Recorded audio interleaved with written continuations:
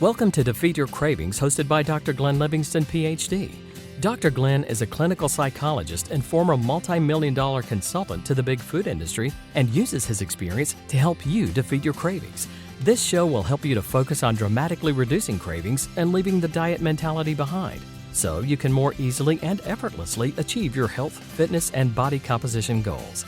Please remember, no doctor-patient relationship is created via this show, and you are responsible for confirming any changes to your diet, health, or psychological routines with an appropriately licensed professional before implementing them. Before we get started, if you haven't downloaded the free smartphone app to access dozens of these recordings all in one place, as well as to avail yourself of a confidential community for support, motivation, and assistance, please visit the podcast link on defeatyourcravings.com as soon as possible. And now, here's your host, Dr. Glenn Livingston. Hey, it's the very good Dr. Glenn Livingston with DefeatYourCravings.com. I'm here with a kind-hearted woman named Jan, who's agreed to share her session with you so you can benefit from her experience and strength and hope and wisdom, as well as her trials and tribulations and stumbles and falls. Right, Jan? Oh, that's right. How are you today? What's going on? I'm good. Glenn, I had a discovery that I wanted to share with you. Okay. I am not the only one, I bet, but I have lived my life as an adult kind of relating to myself as a science experiment. So I have reams of books about that chart my weight and how much I exercised and if I got sick, and kind of like a bio book. And I do that every year. And I think in terms of what did I weigh on this day 1 year ago? What did I weigh on this day 2 years ago? And then I compare my books and I'm kind of analyzing. And this may sound all well and good, but here's my discovery, Glenn, is that I've got a life to live and it's going on and it's beyond the scope of, I don't know quite how to put this into words, and I'm hoping you can help me. But no matter what happens this day or how it compares to a year ago or 5 years ago or whatever, I've got the rest of my life to live, and I've got to decide how healthy I'm going to be doing that. Does that make sense to you? Well, it sounds like what you're saying is that the attention you've given to quantifying things and recording them and comparing and contrasting is not really paying off at the level you'd like it to. It's taking more time and energy that it's worth. Is that what you're trying to say? I could say to you, Glenn, that compare it to a year ago, I'm doing very well. Or compare it to a year ago, I'm doing very badly. But despite all of that, I still have to deal with living the rest of my life. It's kind of like not using your performance from day to day to kind of say, it's all over, I've screwed up. You know what I'm saying? I don't know if I'm making this very clear. No matter what the scale says or what data is in your book, you have to live today. I have to live today. And guess what? I have to live tomorrow and tomorrow and tomorrow until I croak. Right. What should we do with that insight? With that insight, because I'm constantly telling myself that it's over, it's over, it's over. These efforts to kind of really just stay on an even keel, eat normally, not get obsessed with food, just do what I'm striving to do in this program, that if I screw up, it's not over. I still have to live my life. Oh, yeah. If you miss the target when you're aiming at the bullseye, that doesn't mean you shoot the rest of the arrows up in the air. Right? Well, I kind of do each time. Yeah. What you're saying is that your inner pig is hypervigilant for any mistake that you make to tell you that if you're not perfect, then you're nothing. And you should just continue to forget about any type of restraints or rules or healthy eating and just eat what the pig wants to eat. Yeah, and doing that within the context of not appreciating that this is a lifetime venture here. That just because I ate a bag of chocolate chip cookies today doesn't mean that I don't have to go through many more birthdays figuring out what I'm going to do. It's kind of like grounding you in that this is all determining right this minute. I think I understand what you're saying. There's no escape from the fact that you're living astride of an animalistic brain underneath, and that no matter what happened yesterday, you need to figure out what to do today. What do you want to do today? I honestly have really gotten myself into the failure mode again, that I just have to kind of keep revving up to say, I've got to get started again, but I can't get started again because I think getting started means you have to be perfect. And therefore, your pig says you can just eat whatever you want to. Yippee, yippee, yippee, yummy, yummy, yummy. And all is for naught. Yes. All is lost. Yippee. Let's just eat. You're stressing the yippee part, I can hear. I am. Yes, I see what you're saying because there's a payoff for that. Yeah. What's the simplest, easiest thing that you could do to get back on track? One very simple rule, no matter how many times you tried in the past, no matter how complicated your food plan was before, what if you went all the way back to one simple thing? What would it be? I mean, honestly, it would be really taking a long, slow breath before each bite. I will never have a bite of food without a long, slow breath, or before you start a meal. I'm thinking about how I could easily screw up with every bite. That could be a little hard. Yeah, before I start a meal, I can definitely do that. Okay. Glenn, what if I get off this call and then I don't take my long, slow breath? Then I'm going to send the Defeat Your Cravings police after you, like I told you. The bad news is that there's such a thing as free will. I can't take that away from you, so I can't do it for you. Right. The good news is that there's such a thing as free will. And if you can choose not to do it, you could also choose to do it. Yes. Why do you want to take a long, slow breath before your meals? Why is that important to you? Because I literally wolf down food. Literally wolf down food. And if you didn't do that, why would that be better? I would not be relating to food as something that I'm desperately trying to eat. I would be calmer about having plenty of food. It's all here. Can eat it slowly. I'm a normal person eating food, not twice as fast as the people sitting around me, or 3 times as fast. You could relate to food in a calm, peaceful, abundant way. Correct. You wouldn't Yes. be panicked about starving and having to get it down as quick as you could. Yeah, or getting as much down as fast as possible. Yeah. You could be there with the food and experience it on your lips and your mouth and going down your esophagus, and you could let it nourish you. Yeah, I didn't really embrace that last part, let it nourish you. Well, there's research that says if you eat slower, you're more likely to absorb the nutrients. I'm just speculating that that's what you're talking about. You're not having that experience. You can be present and peaceful and let the food nourish you, and you wouldn't need as much. But you don't have to eat less. You just have to take the slow breath beforehand, right? Yes. It's funny because you would think that this would be like sliding off a log, but it's not. This is very hard. Jan, it's very hard because your brain is a calorie acquisition machine, and it wants to automate the acquisition of as many calories for the least energy as possible. And somewhere along the way, your brain got convinced that there wasn't enough food, and you had to eat really quickly. And it could be a million different things. Maybe you had a busy family, or my dad used to eat the food off my plate if I didn't finish it quickly. I had to get it before he did.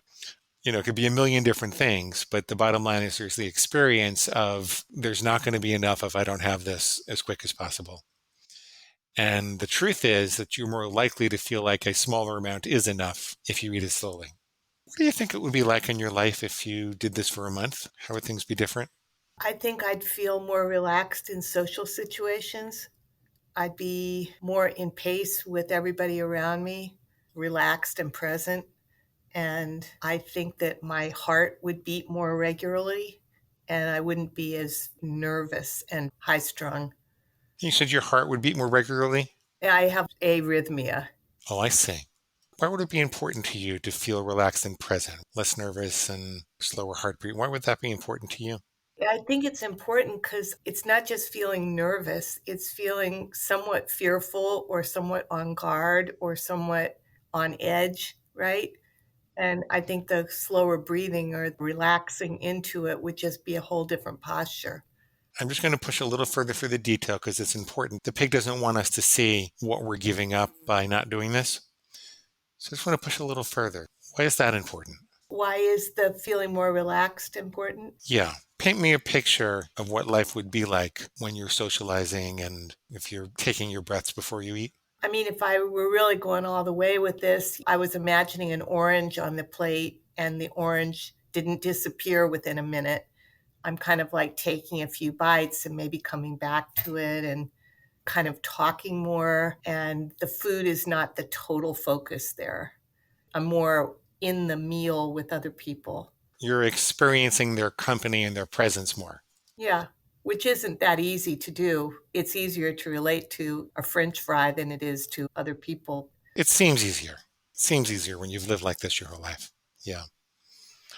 What would happen if you just kept wolfing down your food for the next 10 years? How would your life change if you didn't do this? You mean just the wolfing part, but not the content? If you don't start taking a breath before you eat and you just wolf down the food like you have been doing, how would things be in 10 years? I think I'd be more isolated in 10 years. I think I'd still be relying on that wolfing the food activity as the focus rather than the people around me. I don't think about it so much as weight as I think about it more as kind of like a recluse or something, like just being focused inward on, on the food. I mean, a wolf is not exactly focused on anything else but swallowing that large quantity of food, right? Mm-hmm. Yeah, sometimes I think of a snake dislodging their jaw. That's what I used to feel like. Right. Any other bad thing that would happen if you just wolfed everything down for the next 10 years? I would imagine that it would keep impacting my heart rhythm. So your arrhythmia might get worse. I don't know that there's a direct correlation or something, but that's kind of being high strung like that, I think could not be good for that. Got it. Do you want to commit to this? I do want to commit to it because it's so funny. It's not the same as saying, I'm not going to eat sugar. I'm only going to eat stevia. I mean, that's what I strive for, but this is a whole different ball game. This is a way of being ball game. It's a way of being with food. It's a way of being with food. Yeah.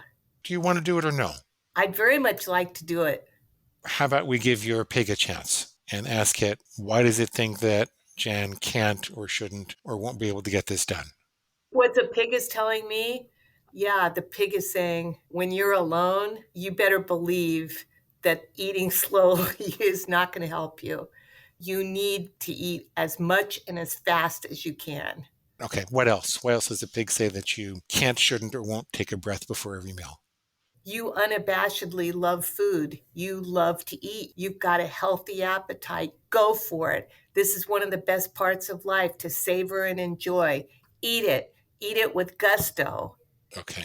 Eat it with gusto and savor and enjoy it. Yeah, and really enjoy it. Have a lot and eat it with gusto. Okay. What else does the pig say? I feel a little bad saying this in a recorded life, but I think it's also saying, I'm going to punish you. I'm going to punish you if you take breaths? I want to punish you, so keep eating as fast as you can. Oh, okay. What else? Do you think that that's kosher, that the pig is sadistic? Pig is always sadistic. All it cares about is the food. They'll come up with any reason whatsoever. Including punishing the eater? Yeah, anything to get its slop. We'll come back to it. I don't want you to get stuck there right now. I want to drain the pig of its energy by getting it all out on the table first. Okay. Is there any other reason that the pig says that you won't be able to do this? You've been like this for your whole life. You ate fast. You ate a lot. When you were a little kid, you could eat as much as your dad. I know you're not a Freudian, but I thought I'd throw that in there. I think that that's it. This is part of who you are. It's been like this all your life. You think you're going to give this up? I'm in control here. I'm running the show, and I'm going to hurt you whenever I want. Yeah, I think that's it. Okay, so let's go back over these. And I want to remind you that the pig tends to win with a half-truth and a bigger lie. Our job is to find the lies. We can admit the truth along the way, but our job is to find the lies. The pig will say, when you're eating alone, you better believe you're going to want to eat as much and as fast as you can. It's not going to help you to take a breath beforehand. Just eat as much and as fast as you can. What's the problem with that line of thinking? Where's the lie in that? The lie in that is that every time that I do that, I end up making myself sick. I feel worse afterwards, and then I have to spend several days recovering. That's the lie. Eating slowly is going to help you a lot more than eating fast will. What you're saying is eating fast is certainly not going to help you. Right. What about the idea that there's a difference between wanting to do something and doing it? And it might be true that you want to eat as fast as you can, but that doesn't mean it's a good idea to do it. And you can make decisions about what you actually do using your head more so than your feelings. What do you think about that? Yeah, I think that this would be very self-conscious. I think I'd have to say, I am taking a breath. I am slowing down here. I'm making a decision to change how I do this. Yeah, I think I'd have to do that. I'd have to perform differently. Yeah. Because you're in control. You're the one who gets to decide. Yes. Aren't you sick of the pig telling you what to do? Aren't you sick of it saying that it's in control? Yeah, when I think of how much hurt it has caused and mayhem and humiliation and all of it, yeah, it's pretty bad. Yeah. This is a good time to get back at the pig. Show that you're in control and you can humiliate it. The pig says you absolutely love eating, absolutely love food. You've got a healthy appetite. You should just eat with gusto and really enjoy it. That sounds so compelling. Well, you should eat with gusto. Food is meant to be enjoyed, but you should eat with gusto within your rules. And the reason that you want to have rules and boundaries is so that you feel safe eating with gusto. It's not safe to just eat with gusto without knowing how much and when you're going to stop and what kind of damage you're going to do along the way. It's just like it's not safe to drive without red lights and stop signs. I love driving. I love being in my car and listening to the radio and feeling the road and feeling the power. But I don't want to go into a city with no stop signs or stoplights. It's just not safe. So it's because you have a healthy appetite and it's because you like to eat with gusto that you're following the rule. I like that, putting that together, the gusto and the enjoyment with the fencing that makes it really enjoyable. Yeah, I'm doing this because I want to eat with gusto, silly pig. It's funny how gusto turns into like as fast as you possibly can rather than with enjoyment, right? Yeah, you can eat with gusto slowly, right? Mm-hmm. I want to punish you by making you eat as fast as you can. And I'm in control. I'm going to hurt you with food.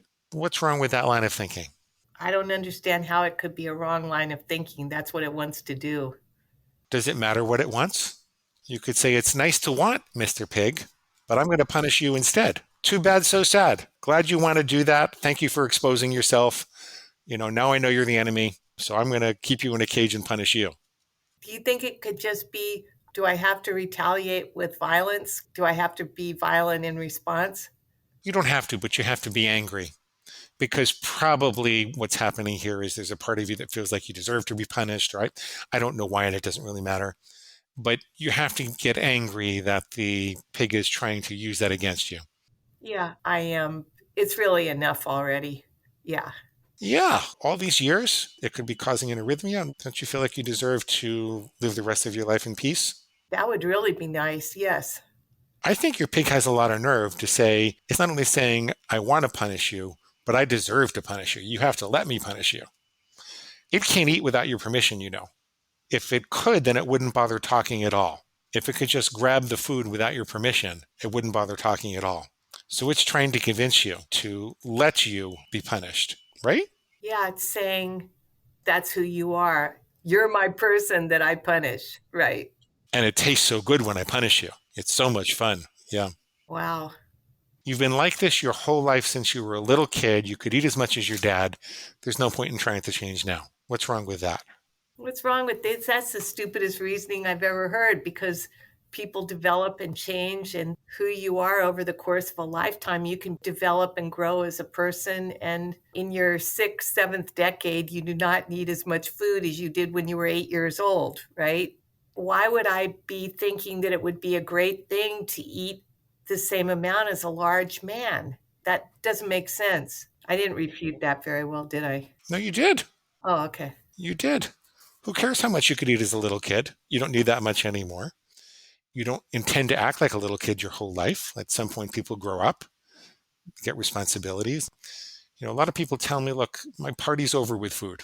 I had all these unbridled food parties. I had enough for a lifetime. Now I'm going to be more disciplined. I'm still going to enjoy things. I'm not going to be overly restrictive, but I'm going to have boundaries. I'm going to act like a grown-up, like a civilized human being with food. Jen, how confident are you that you're never going to begin a meal without taking a deep breath again? I had that faltering sense of, you can't do this. Even though I felt a half an hour ago that I could totally do it. Oh, yeah. Now I'm like second guessing this. What are the words? You can't do it because... I don't know if you can do that. It's more just I don't know if you're going to be able to pull that off. I don't know if you can.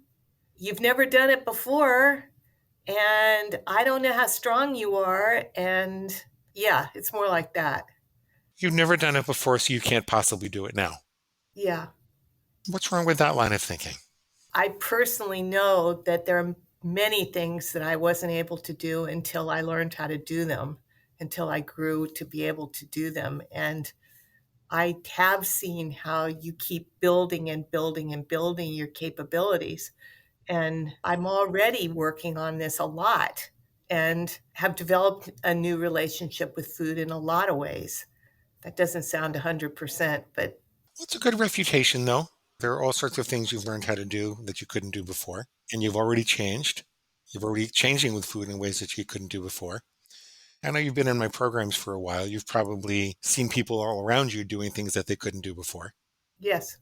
How confident are you now that you're never going to begin a meal without taking a big breath again? I hope you don't see this as a hedge, but I'm confident that I will keep at this until I do that at every single meal. There you go. Another way of saying it is that you're confident you can do it. Your pig might have other ideas. What did you mean by that? Well, you have all these memories. The brain never erases a craving. It only labels it dormant. And so we have the capacity to repeat previous behaviors, and we can relearn them faster than we unlearn them. And you don't really unlearn them. You just learn not to execute them. It's always an option to wolf down your food. And you're going to have to live with that it's always an option to wolf down your food. But you can disempower all of the pig's false logic. You can disempower all of these excuses. You can push that uncertainty out of your mind so that you aren't distracted by doubt and uncertainty. And you can say, the best I can do is focus 100% on the bullseye. And I'm going to keep getting up and aiming at the bullseye until I'm hitting it all the time. That's the best you can do in life. I feel that even if I fall down, I am truly confident that I am the kind of person, or that I am a person who gets up again. There you go. Now, if you allow the pig to say, maybe you will, maybe you won't. So if I ask you, are you 100% confident? I have a feeling at this point you couldn't say that, right? I am confident that I'm not giving up on this. I am utterly confident I'm not giving up. That doesn't mean I may not screw up, but I'm not stopping. This is a subtle point. It's probably enough for you to get there. It's a little stronger if you say, I know you're going to give me all kinds of reasons to screw up, Mr. Pig. I know you're going to give me all kinds of reasons to screw up, but I'm 100% confident I can do this. Because if you think I'm going to screw up sooner or later, then you're going to screw up sooner. Did you ever see that Gary Larson cartoon where there's a marching band and he's got that big drum that you hold, and you see this little thought bubble, and the guy is thinking, I will not screw up. I will not screw up. I will not screw up. And underneath the caption is, Johnson screws up again. Because it doesn't work to think, I'm not going to screw up. I'm not going to screw up. I'm not going to screw up. It works to claim your confidence, claim the fact that you're in control, not the pig. And as a practical matter, if you do screw up, you know what to do. You just figure out what went wrong and learn from it. What can I improve, and get back up and do it again. But you have to commit with perfection. You've got to commit to the bullseye with perfection. Otherwise, when you're talking about something that's more immediately pleasurable to screw up, when you say, I'm just going to do the best I can, it just means until I don't feel like it anymore. We have to eliminate that possibility by saying, I'm 100% committed and I'm 100% confident I can do this, even if my pig has other ideas. Does that make sense or no? I feel I am 100% confident that I am never going to back down on this. That's what I feel 100% confident on. Okay, we'll leave it there. That's okay. Yeah. Do you think that still creates an opening? Maybe, maybe not. Let's do it that way and see what happens. We can always readjust it, okay? Do you have any questions or concerns? That I might not have done it with 100% confidence, but I do feel 100% confident that I'm going to do this and keep at it. So go do it. Go do it. Yeah, don't worry about it. Go do it. Okay.